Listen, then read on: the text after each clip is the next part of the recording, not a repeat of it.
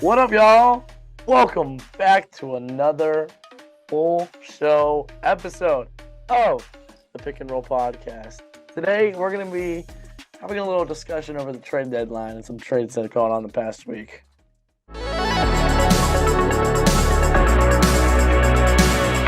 I'm your co-host, Jonathan Redline. And I am Alan J. Panion. And today, we're going to be talking about some NBA trades. We got producer Coach Curry in the house for this full show. In the house! What up? Yeah, let's get right into it. Fred, you want to lead us with Coach, what's the word of the day?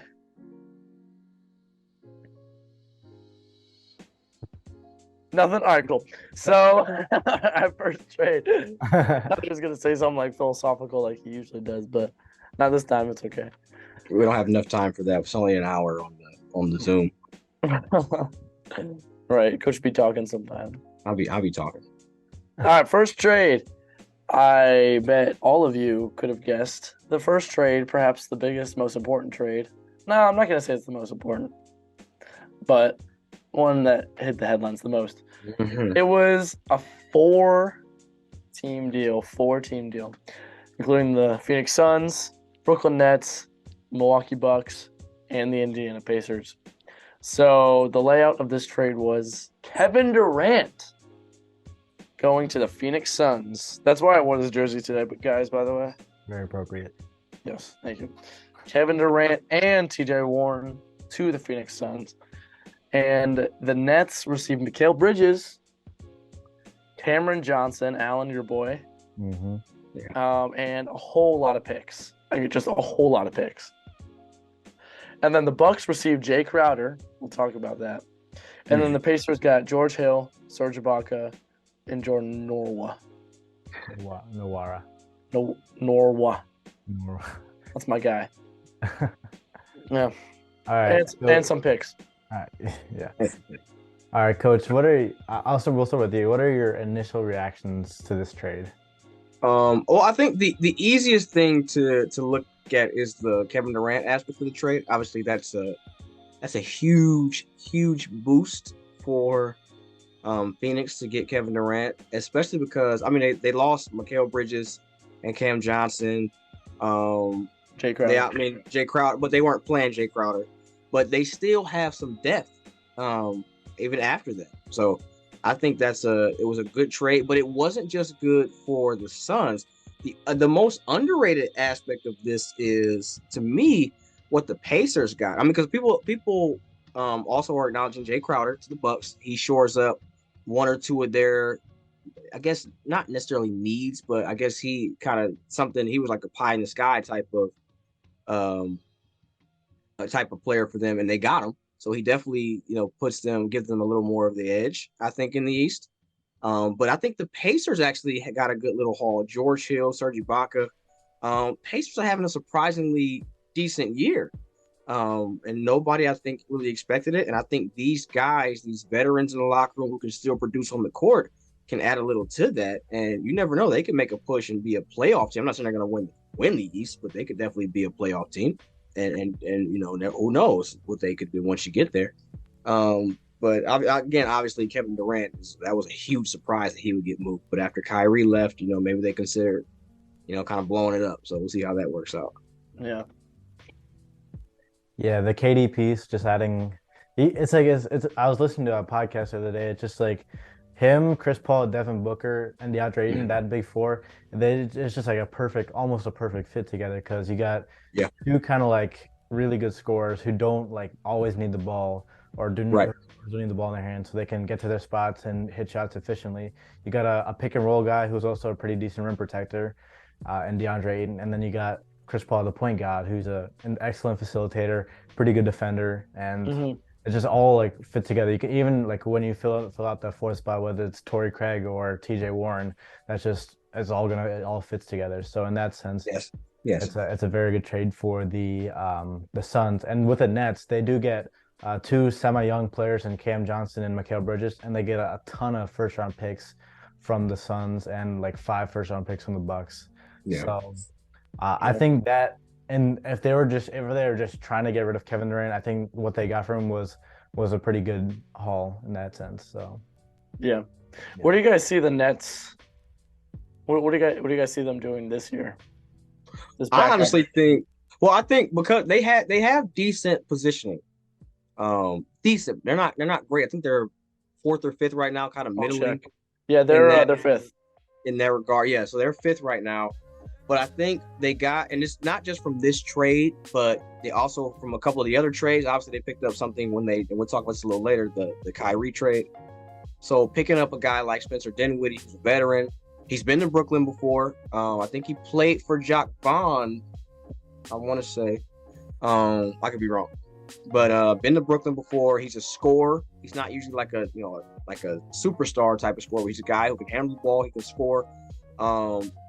Obviously, Mikal Bridges brings one of the best 3-and-D guys, runner-up for Defensive Player of the League last year. They still have a ton of shooting. Seth Curry, Joe Harris, Patty Mills, veteran leadership. They got Dorian Finney-Smith from the Mavericks. the trade as well.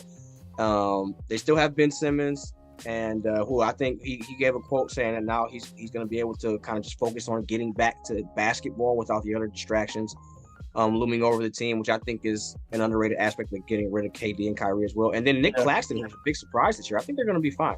They may not, again, they're probably not a contender to win the East anymore, but I think they'll be okay from here moving forward. Yeah.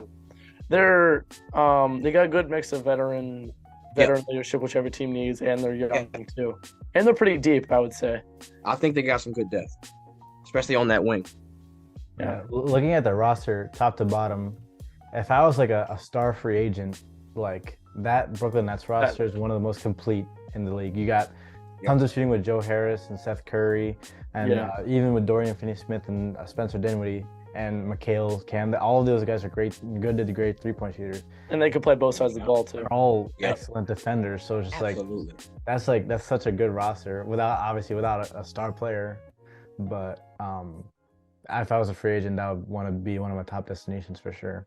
You could legitimately have a lineup with Nick Claxton, Dorian Finney-Smith, Mikal Bridges, and whoever else you want to add in there, and be able to lock folks down and have great shooting at the same time. Yeah, that's incredible. Every NBA team would love to have that. Mm-hmm. Oh yeah, absolutely. Yeah. And this was the. Go ahead. You got it. Well, I think I was listening to somebody talk yesterday, and they always reference the number of draft picks that teams have to give up to get players like that. Like this goes back more so, I guess, for the Phoenix side of it than the Brooklyn side. But Phoenix gave up a lot of draft picks to get Kevin Durant, and folks are saying, well, they mortgaged their future for a 34-year-old, blah blah blah. When you have a core like Chris Paul, Devin Booker, Kevin Durant, DeAndre Ayton. If I'm one of those guys, let's say like Jay Crowder, obviously he just left the Suns, but if you got guys like that, PJ Tucker has been one of those guys who is a veteran, but who's looking to win a ring and who can put a team over the top. You're looking for a team like that. So even though you're not going to be able to draft for a few years and get the second round rookie, just played his fifth year, his COVID year in college. You can get a guy who's already been proven, who's already been a veteran, who can come help you now. So getting guys like that, you're still getting guys, even though they're not young draft guys, you're still getting free agents or players back in those roles. So I think getting those guys almost are worth the investment in that regard as well. Yeah. Before we move on, I want to ask Fred real quick. Do you think this Kevin Durant trade makes the Suns the top dogs in the West? It's really hard to say, Alan, for sure, after not seeing a single game of these guys taking the court together. Yeah. One thing that I've noticed with Chris Paul might be one of the more valuable players on the team for sure, because he, just looking at his career, like he's just a winner. Like I think it was Oklahoma City year when he just got traded and like took that OKC team to the playoffs when he had next to nothing. I think if they can figure out how to play well together, I like what you brought up about we'll get to the Mavericks in a little bit. One problem they might have is sharing the ball. This team might not have many problems like that of sharing the ball, because Devin Booker, Kevin Durant, though they're primarily scorers, they don't necessarily need to have the ball in their hands 100% of the time. So Chris Paul, once he learns how to play with these two, being the facilitator that he is, the leader that he is on and off the court, like I said, I can't say it confidently yet, but I can easily see this team making a jump to win the West. As tough as the West, the top of the West is right now. And with the chemistry parts you're talking about, like Kevin Durant is one of those rare superstars that doesn't really need the ball a ton. Exactly. So Kevin Durant can take 10, 12 shots and give you, 25, 30 points just off of that. So I think having Chris. Absolutely. Oh yeah. Yeah, this team is very well rounded in general, so it'll be exciting to see how they mesh, and I think that offense will just be so like unstoppable. Like once they get it together, because like actually though, that's gonna be fun to watch. Because I know you love Devin Booker a lot, as unstoppable as he is. Yeah, like it's just wild. Absolutely. Yeah, like Devin Booker might win MVP now if we really think about it. Yeah, first team All NBA 5 years in a row. Yeah, might be underrated now. Yeah, I think the Mavericks are just calling my name right now, so I'm just gonna go. No comment. All right, moving on to the next trade. The Mavericks traded before the KD trade, so yeah, we were all kind of wondering what was gonna happen with KD, but obviously we saw what happened. So the Mavericks traded for All-Star Kyrie Irving. They received Kyrie Irving and Markieff Morris, and they traded Spencer Dinwiddie, Dorian Finney-Smith, a first-round pick in 2029. So that would be after Luka and Kyrie's contracts are up, and then 2 future second-round picks. So. We'll start with you again, Coach. Initial reactions? It is probably Kyrie's best case scenario as far as a type of player to play with, outside of actually playing with LeBron, because Luka is that LeBron style of player. I'm not saying he's LeBron. Luka's LeBron. As far as a big guard who can score himself and looks to facilitate. His best years were alongside of LeBron, and because Kyrie, he's technically a point guard, but he's more of a scoring guard. It's really kind of a smaller 2 guard. Yeah. He fits. I think he'll fit like a glove right next to him, and that'll take some pressure off of Luka to do absolutely everything. And they're playing well so far. I think. Honestly, the thing is, nobody really doubts Kyrie on the floor. Yeah. It's can he focus on being on the floor and with this team and all that. So but if he just, as far as just playing goes, I think they'll be great. Yeah. I'm not saying again, I don't know that makes them. I think their ceiling is the same. I think their ceiling still is conference finals. But West is wide open this year. See how it goes. Yeah. I just think a key part of this whole trade might be some off-court drama. Yeah. Because Kyrie, ever since he left Cleveland, has been difficult for management to keep up with when it comes to off the court. So if he can kind of cool it, and you just said it, Coach, what were his best years? When he kind of just played his game, played with Cleveland, played alongside LeBron. If Dallas can get that type of Kyrie with Luka and an already pretty solid Mavericks roster, I think they could also be a problem for sure. Well, here's the next part of that. Sorry, Alan, real quick. But the one thing, he came in with LeBron, and LeBron was already very, very much established. If you split LeBron's career, like right when he came back to Cleveland, LeBron had already had a Hall of Fame career. Yeah. And so he came back as a surefire leader in the league, face of the league. When he went to Boston, one of the issues was Kyrie was a leader. He could not lead. Then he goes to Brooklyn. Kyrie was a leader. And now he's going to Dallas, where you got veterans on that team already. You have Luka on that team already. You have Jason Kidd, who's coaching, who's got experience coaching. Steve Nash was very inexperienced. You have a lot of leadership already on that team, that locker room. A very underrated part of that team to me is JaVale McGee. Part of why teams keep signing JaVale McGee. JaVale McGee's a champion. He's a 3-time champion. He plays his role. He's a veteran presence in that locker room, on and off the floor. So I think going to a place that has defined leadership and roles already is going to be great for Kyrie as well. And on the organization side of Dallas, I think that them showing Luka that they're willing to go and get another star player, I think that they're just trying to show that they're loyal to Luka and trying to help him out in any way possible. So I think what they kind of gave up was, I think it was worth it for Kyrie. And even if it is only for 1 year, I think it definitely still was worth it. So, we'll see how they do in the future. But, do you want to go into this? Yeah, for sure. So, the next of kind of the 3-headed monster of big highlight trades that happened, this trade deadline was the Lakers deal. Lakers deal away Russell Westbrook to the Utah Jazz in a 3-team deal.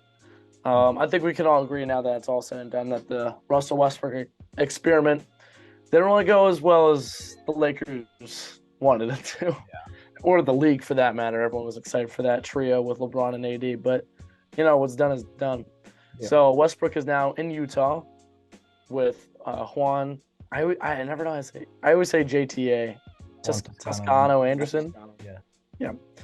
And then the Lakers received D'Angelo Russell, Malik Beasley, and Jared Vanderbilt. And then the Timberwolves, the third team in this deal, received Mike Conley and Nickeil Alexander-Walker and some picks. Yeah. So let's just keep going the way we've been doing. Coach, what are you thinking? Actually, fun fact for all you fans out there, I learned about this trade from Mr. Curry. He's my you did. My notifier. He's my Shams NBA. My woe. I thought you were about to say that one of those players is the cousin of an all-star starter this year, but that's a different story. That's when we get back to trivia. I'll let you figure it out. Mike Conley? No. So there's a couple of different aspects of this trade as well.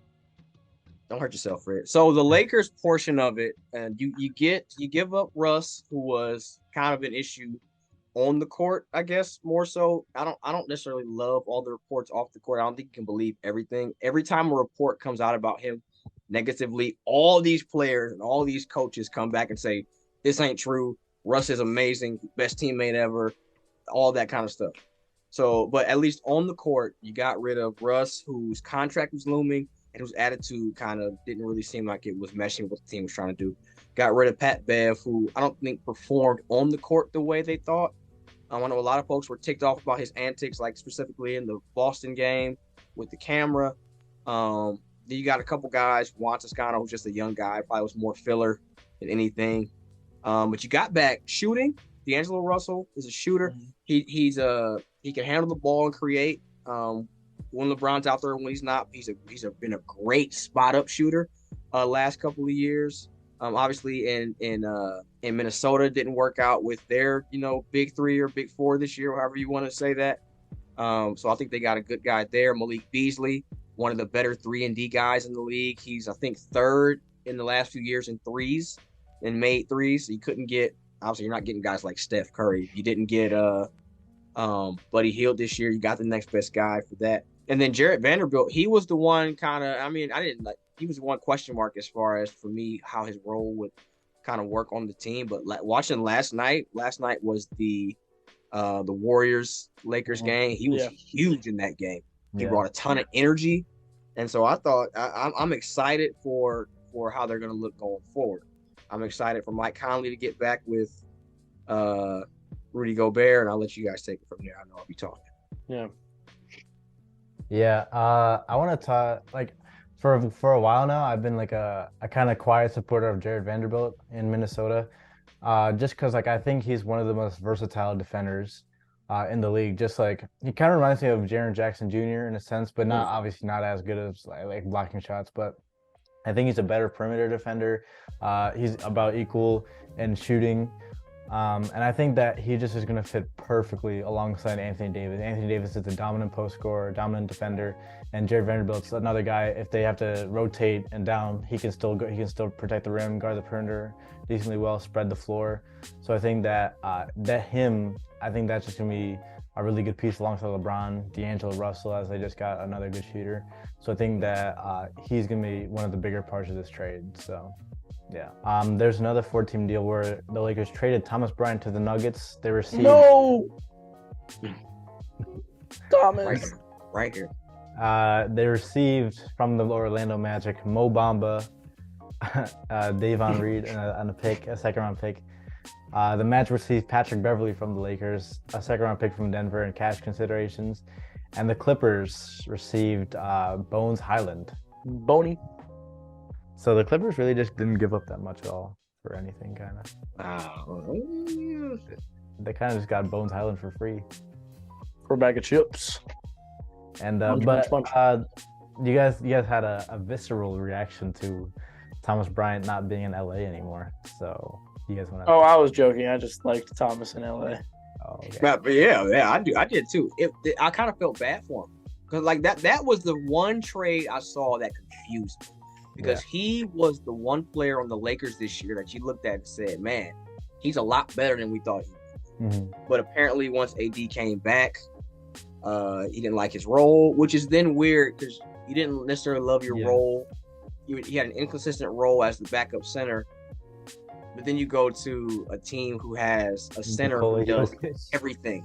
Yeah. He does everything for that team. Like, what's your role going to be on that team? So I don't know. I feel like I don't know. But I did think Thomas Bryant, when he and Dennis Schroeder came back at the beginning of the year, I think that's what kind of changed life for LA. When he was able to come back, bring his energy, bring his physicality.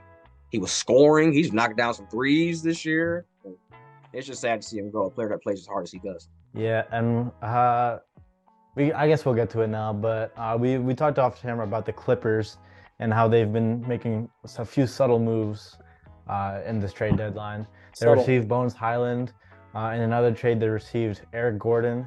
Those two players, and they got rid of John Wall. They got rid of John Wall. They traded Reggie Jackson. So they kind of made room for those two players. And I think... And Luke Kennard. They did trade Luke Kennard, yes. But I think those two players, but I think Bones Highland's a very good backup point guard.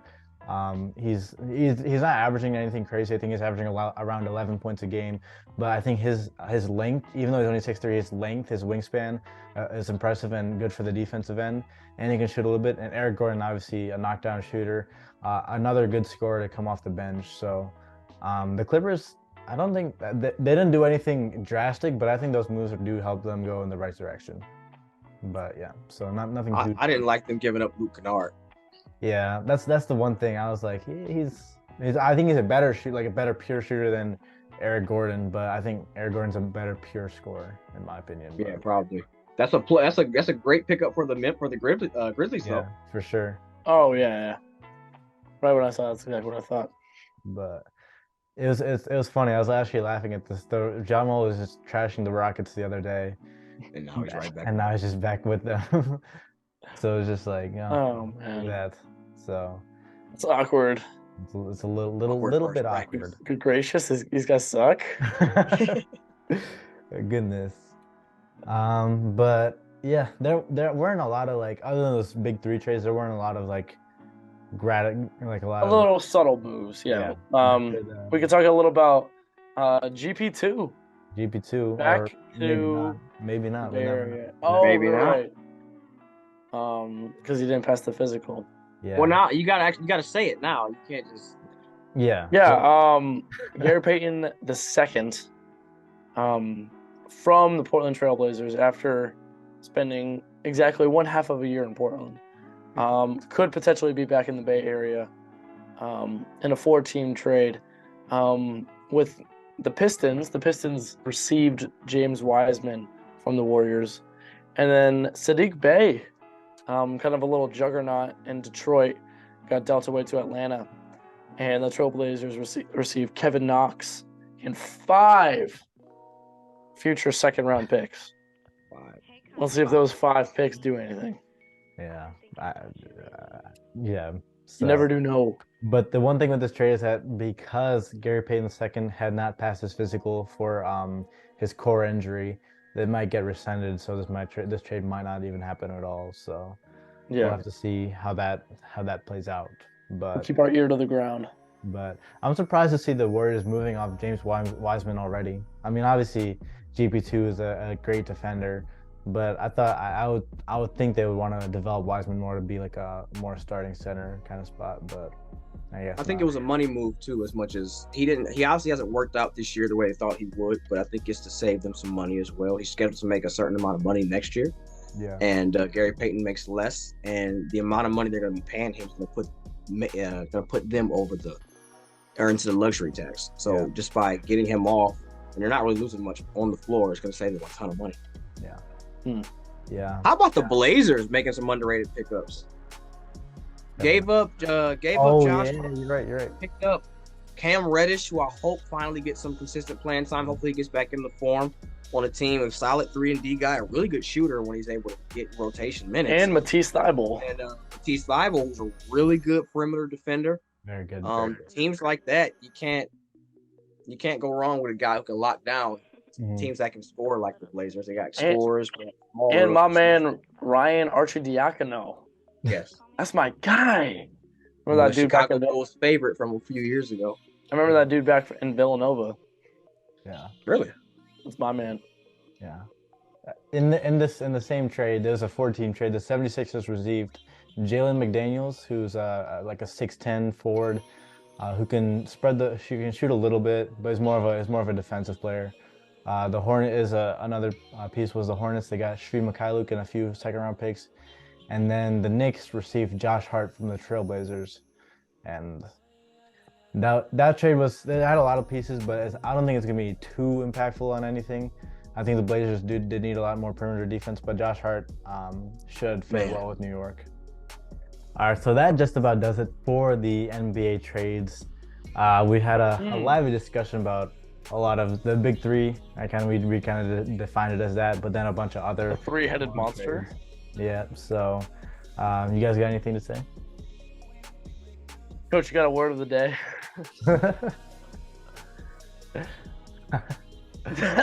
It's a hard no. Coach, thank you again for coming. Thanks. You're just the greatest person ever. Everyone, please, in the comments, please wish my man a happy birthday. Coach Curry, happy birthday. It was his birthday like last week. It was his birthday. Definitely, it was a week ago. But or you can check my story. By the time they see this, huh? Or you guys can check my story. I posted about it on my story. A week later. Yeah, a week later, yeah. Proof written line. My man. So, yeah. But, wait. Oh, I talked about my Instagram story? Oh, that's perfect, like segue into, like, the fact that we have an Instagram, right? Oh, yeah.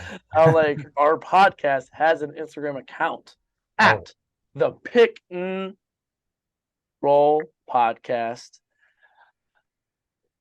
_. Check it out. And make sure to check us on Apple Podcasts, Spotify, or YouTube. We've been dropping reels left and right, shorts, so make sure to check those out, see what we're about. All right, and that's a wrap.